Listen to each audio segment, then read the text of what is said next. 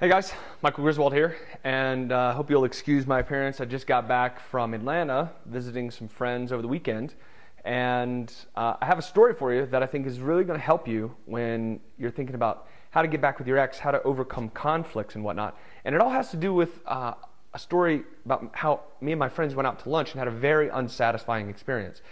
And I think you're really going to gain some insight from it, so I figured I'd make this video for you and hopefully it would help you out. So here's the story.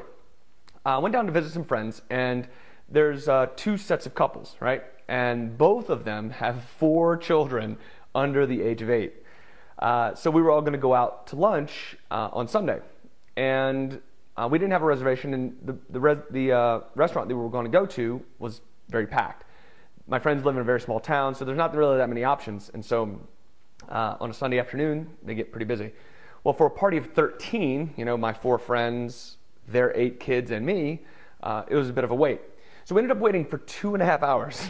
Now, waiting for 2.5 hours with 8 children under the age of 8 is a challenge in and of itself, but the kids are awesome. So we had a great time. We were chasing each other. There was a playground nearby, and it was all fine.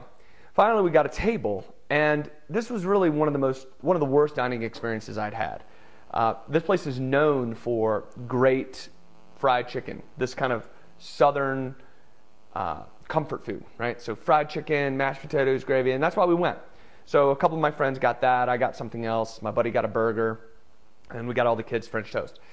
Well, first of all, the food took forever, and we didn't even get the right thing. Instead of getting mashed potatoes with the fried chicken, they got fried potatoes because they had run out of mashed potatoes. Nothing came out on time, and really everything was gross.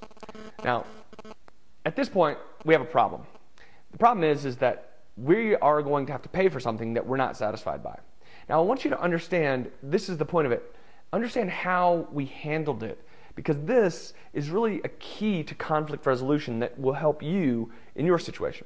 So when I realized that nobody was satisfied with their meal, and that our meal was going to cost in excess of probably $120, I decided we had to do something. So I approached the manager, and I had known his name because I introduced myself when we came in, and I said, "Hey Brett, listen, I know that you guys were really overwhelmed. I know that you were very busy and that you probably got behind and you were doing the best you can. However, this dining experience just was not satisfying. It wasn't acceptable to any of us. And I wonder, in light of how this experience is to me, what do you think is the best way for us to resolve this?" Now, after that, he was very apologetic and he said, "Well, you know, what do you think I should do?" And through a little bit of back and forth, I said, "Well, you know what, I just don't think that it's really worth us paying for it. Would you be all right taking care of this bill for us?" And we walked out of there, a bill for 13 people, and we didn't pay a cent.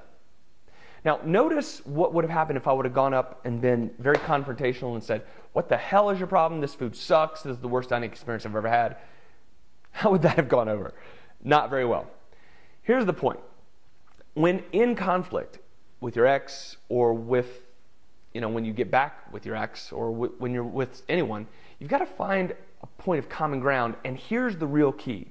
The real key is that I gave him the opportunity to come up with a solution. You notice that? When I said, "Hey, in light of this evidence, what do you think is the best thing for us to do?" Now, people love exercising their personal power, don't they? I mean, you love being able to make your own choices. You love being able to choose what you want to do without feeling like you're being pressured or coerced. And it was the same thing that I did for him. So in your relationship with your ex, in your relationship with trying to get back with them, first look for some common ground, right? I established the rapport. Look, I know that you're trying as hard as you can. I know that you guys are very busy. However, and then I stated my position. Notice that I didn't flap over like, just flapping in the wind. I didn't just give in to anything that he wanted. I understood where he was coming from, and I stood my ground. And by doing that, I set it up to give him permission to make the decision, which then turned out to be satisfying to us. So I hope that helps you. In your relationship with your ex, think of how you can use this and what ways that you can benefit from it. And if you'd like to know how to benefit from it fully and how to use all of the strategies in the M3 system, there's a link below this video, and you can click on it, and it'll give you the opportunity to get access to the M3 system, where we talk about this and a bunch of other conflict resolution and persuasion techniques